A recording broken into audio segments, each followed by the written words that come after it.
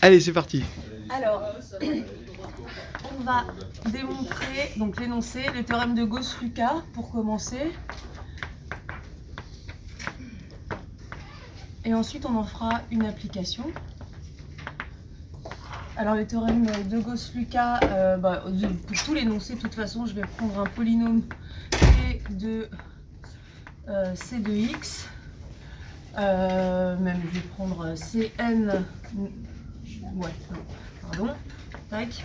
Avec le degré de P qui vaut n supérieur ou égal à 2. Le théorème de Gauss-Lucas dit que l'ensemble des racines de P' est inclus dans l'enveloppe convexe des racines de P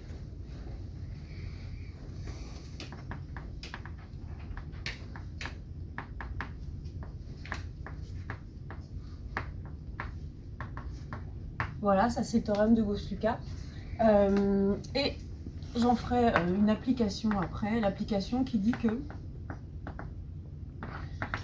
si P seconde divise P, alors les racines de P sont alignées.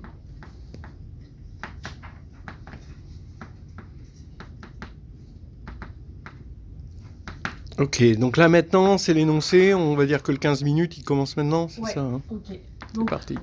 Allons-y pour la preuve. Donc on va considérer donc P, que P peut s'écrire puisqu'il appartient à C crochet X comme une constante A fois le produit pour I variant de 1 à K de X moins ZI puissance NI, avec les ZI qui sont ses racines et NI c'est leur multiplicité. On va considérer P' sur P. P' sur P, on sait que ça peut s'écrire comme la somme pour I variant de 1 à K des NI sur X moins Z. On va considérer une racine de P', Z'. Premier cas, donc si Z' est aussi une racine de P, alors elle est clairement dans l'enveloppe convexe des racines de P, donc c'est fini. Sinon,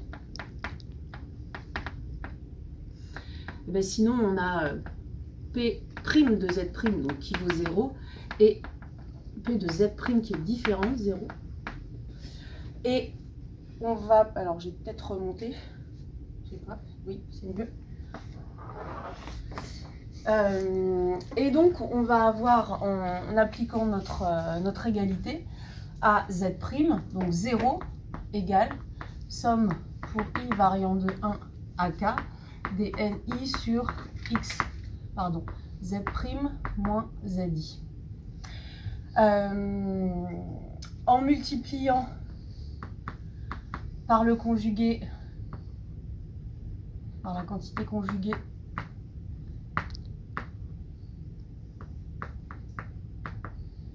et en passant au conjugué, on obtient directement que 0 bar, qui vaut 0, est égal à la somme pour I variant de 1 à N des NI Z' moins ZI sur Z' moins ZI en module au carré.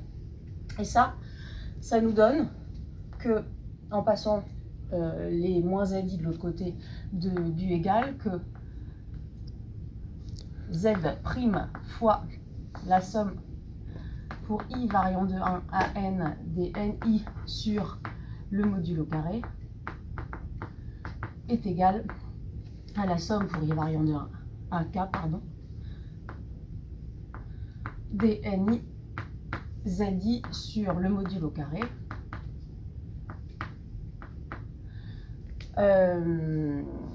Et si on appelle cette quantité M, qui est strictement positive, ça aussi d'ailleurs, hein, c'est strictement positif parce que Z' n'est pas un ZI, on obtient bien que Z' peut s'écrire comme la somme de alpha i zi, i variant de 1 à k, avec les alpha i qui sont égaux à 1 sur m fois ni sur le module au carré,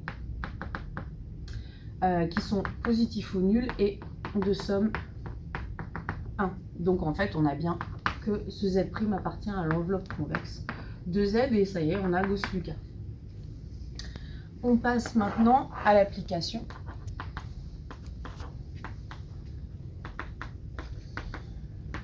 On va supposer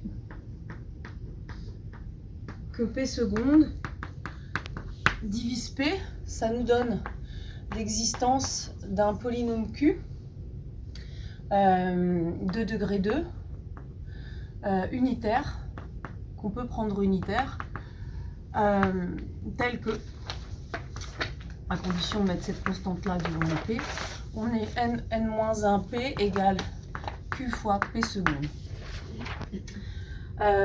L'objectif, ça va être de montrer que les racines de P sont alignées. Alors évidemment, si Z, donc l'ensemble des racines de P, est réduit à un point, à un seul point, donc une seule racine, bah c'est terminé, elle est alignée avec elle-même. Sinon, il existe au moins deux racines distinctes de P. Et l'objectif là, ça va être d'abord de montrer que les racines de P sont simples.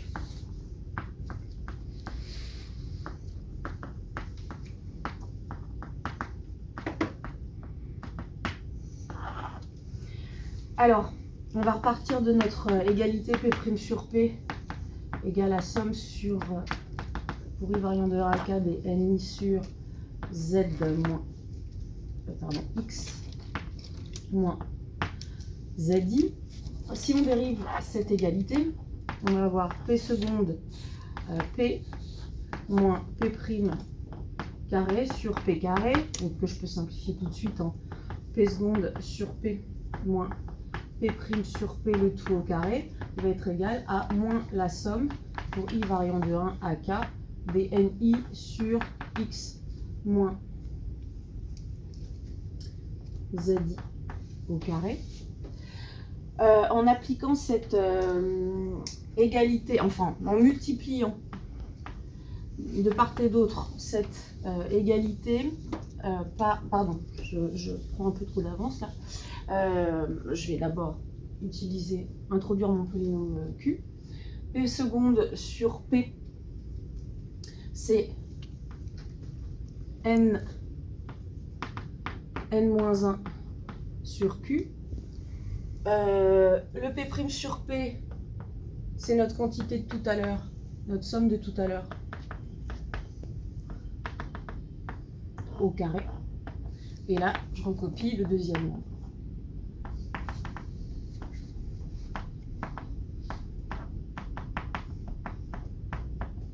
Donc, en multipliant cette égalité de part et d'autre par x moins zi0 carré, où zi0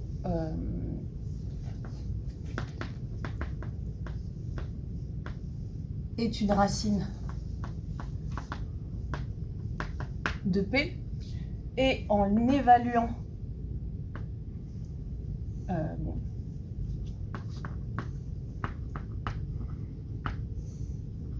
en zi0, l'égalité obtenue, on va obtenir deux cas.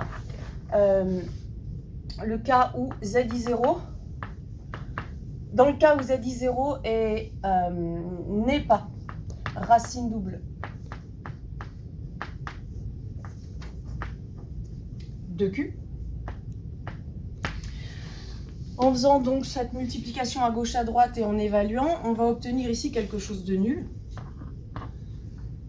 Ici, on va avoir tous les termes qui vont s'annuler sauf le terme en ni0 carré.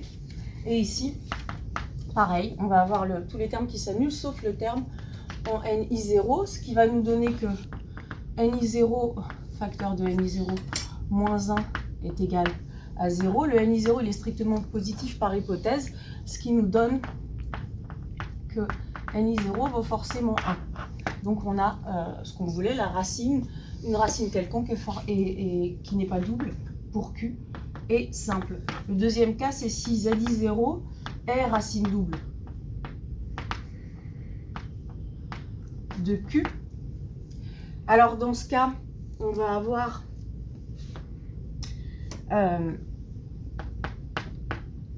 toujours après multiplication et évaluation ce terme qui va rester nn-1 et moins toujours les mêmes que tout à l'heure. Ce qui va finalement nous donner qu'on on va obtenir n facteur de n-1 égale à ni0 facteur de ni0-1. Et comme le n et le ni0 sont supérieurs ou égaux à 1, ça nous donne obligatoirement que le ni0 doit être égal à n. Mais ça, c'est absurde par hypothèse puisqu'on a supposé qu'il y avait plusieurs racines, donc c'est pas possible. Ce qui nous ramène au fait que toute racine est forcément simple. Donc c'est fini. Toute racine de P est simple. Alors, pour conclure, on va admettre un lemme que je pourrais démontrer plus tard. Là, je vais me contenter d'un dessin qui dit qu'il existe une partie Z minimale au sens de l'inclusion dans Z, l'ensemble des racines de P, telles que l'enveloppe convexe de racine de P, donc de Z, est égale à l'enveloppe convexe de Z min. Ici, on prend un dessin avec nos racines de P. L'enveloppe convexe, c'est celle-ci, et notre Z minimale, donc, c'est toutes les racines sauf celle-là. Donc on voit bien que ça existe et qu'on peut enlever celles qui servent à rien pour obtenir l'enveloppe convexe. Et puis la deuxième chose, c'est que si on enlève ce Z min, ces éléments de Z min, en fait, on a un ensemble qui va rester convexe. Privé de Z min reste convexe.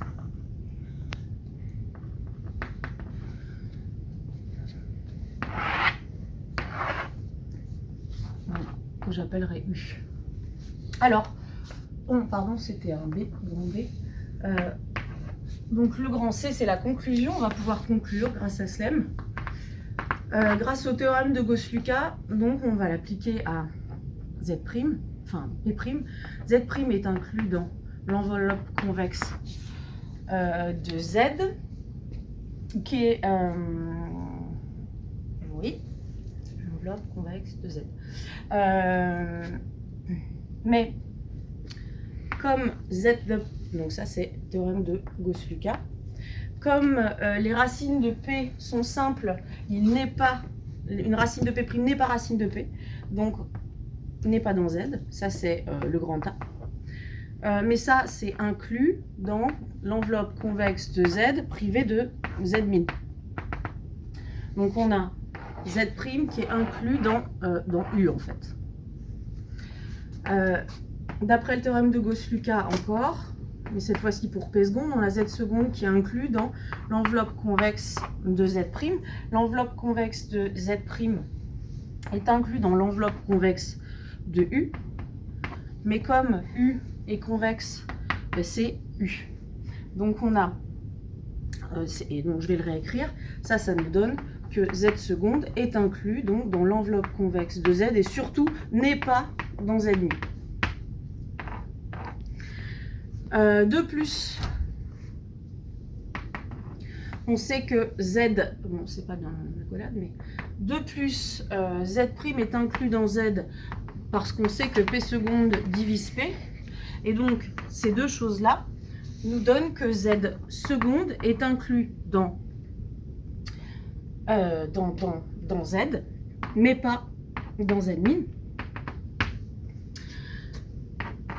Or, on sait que le cardinal de z seconde c'est n-2, que le cardinal de z c'est n, et donc ça nous donne que le cardinal de z min, il va être inférieur ou égal à 2. Mais comme en plus il est supérieur ou égal à 2 par hypothèse, puisqu'on a supposé qu'il y avait au moins 2 racines, on en déduit que le cardinal de z min, c'est égal à 2. Et donc ça nous dit que l'enveloppe convexe de z, c'est l'enveloppe convexe de deux éléments, c'est-à-dire c'est un segment. Et donc, donc les racines sont alignées. Les racines de P sont alignées.